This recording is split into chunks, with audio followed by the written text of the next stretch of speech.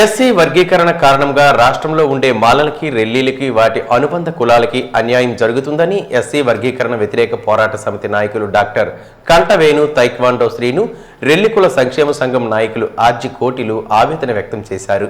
రాష్ట్రం యూనిట్గా ఎస్సీ వర్గీకరణకు ఎన్డీఏ కూటమి సిద్ధపడడాన్ని వారు తప్పిపట్టారు. సమగ్ర కులగణన లేకుండా ఎస్సీలను ఎలా వర్గీకరిస్తారంటూ ధ్వజమెత్తారు. 2011 జనాభా లెక్కల ప్రకారం రాష్ట్రం యూనిట్గా తీసుకుని వర్గీకరణను అమలు చేసేందుకు చంద్రబాబు నాయుడు నేతృత్వంలోని ఎన్డీఏ కూటమి ప్రభుత్వం సిద్ధపడడం దారుణమని మండిపడ్డారు. శ్రీకాకుళంలోని ఎన్జీఓ హోంలో మంగళవారం మధ్యాహ్నం ఏర్పాటు చేసిన మీడియా సమావేశంలో వారు మాట్లాడారు. ఈ సందర్భంగా ఎస్సీ వర్గీకరణ వ్యతిరేక పోరాట సమితి నాయకులు డాక్టర్ కంటవేణు తైక్వాండో శ్రీను, రెల్లికుల సంక్షేమ సంఘం నాయకులు అర్జి కోటిలు మాట్లాడుతూ ఉమ్మడి ఏపీలో నిర్వహించిన 2011 జనాభా లెక్కల ప్రకారం నూతన ఆంధ్రప్రదేశ్లో ఎస్సీ వర్గీకరణ చేపట్టడాన్ని వ్యతిరేకిస్తున్నామని అన్నారు. 2025 నాటికి ఆంధ్రప్రదేశ్లో మాలలు, రెల్లీలు, వాటి అనుబంధ కులాల జనాభా ఎంతగానో పెరిగిందని, ఆ లెక్కలను పరిగణనలోకి తీసుకోకుండా 14 ఏళ్ల క్రితం నాటి 2011 జనాభా లెక్కలను ఎన్డీఏ కూటమి ప్రభుత్వం ఎలా పరిగణనలోకి తీసుకుంటుందని ప్రశ్నించారు. ఎస్సీ వర్గీకరణకు సంబంధించి సుప్రీంకోర్టు వెల్లడించిన తీర్పులో ఎంపరికల్ డేటాను పరిగణనలోకి తీసుకోవాలని చెప్పిందని, కూటమి ప్రభుత్వం ఆ డేటాను పరిగణనలోకి తీసుకోలేదని ఆరోపించారు.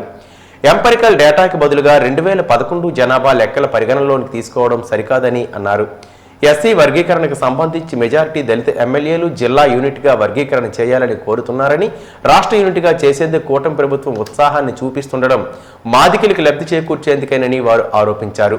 మాదిక సామాజిక వర్గానికి చెందిన ప్రజాప్రతినిధుల అభిప్రాయాలను తీసుకుని మాల సామాజిక వర్గం నుంచి ప్రాతినిధ్యం వహిస్తున్న ఎమ్మెల్యేల అభిప్రాయాలను, మాటలను ప్రభుత్వ పెద్దలు లెక్క చేయకపోవడం దారుణమని ఆగ్రహం వ్యక్తం చేశారు.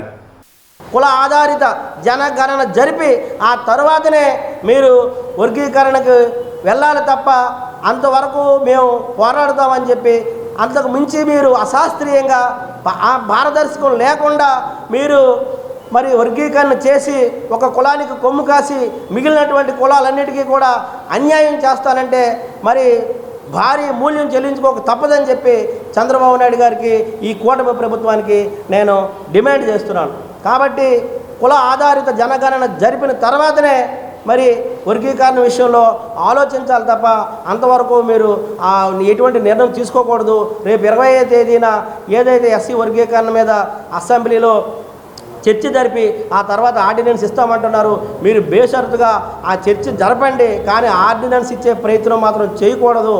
ఎందుకంటే ఏ జిల్లాలో ఎంత జనాభా ఉన్నారనేది మీరు వాస్తవ గణాంకాలు తీసుకొని మరి వర్గీకరణ మీద ముందుకు వెళ్ళాలని చెప్పి ఈ సందర్భంగా నేను ప్రభుత్వాన్ని డిమాండ్ చేస్తూ మరొక్కసారి మీ పత్రికల ద్వారా ఈ సమాచారాన్ని ప్రభుత్వానికి చేరవేయాలని చెప్పి, జిల్లా ప్రాతిపదికన చేస్తే మాలలో ఎక్కువ మంది ఉన్నారనే విషయాన్ని గ్రహించుకొని చంద్రబాబు నాయుడు గారు మళ్ళీ మాదికలకి సపోర్ట్ చేయాలి, మాదికలు మనకు కావాలి అని చెప్పి ఓన్లీ రాజకీయ లబ్ధి కోసమే చంద్రబాబు నాయుడు గారు ఈరోజు రాష్ట్ర బైఫర్కేషన్ చేస్తూ రాష్ట్ర యూనిట్గా తీసుకొని వీళ్ళు వర్గీకరణ అంశాన్ని ముందుకు పట్టుకెళ్లారు. నిన్న మంత్రివర్గ ఆమోదాన్ని కూడా తెలియజేశారు. త్వరలో అసెంబ్లీలో కూడా బిల్లు ప్రవేశపెడతామంటున్నారు. అసెంబ్లీలో బిల్లు ప్రవేశపెడితే రాష్ట్రంలో ఉన్న మాలల యొక్క ఆగ్రజోళాలు చూస్తారు.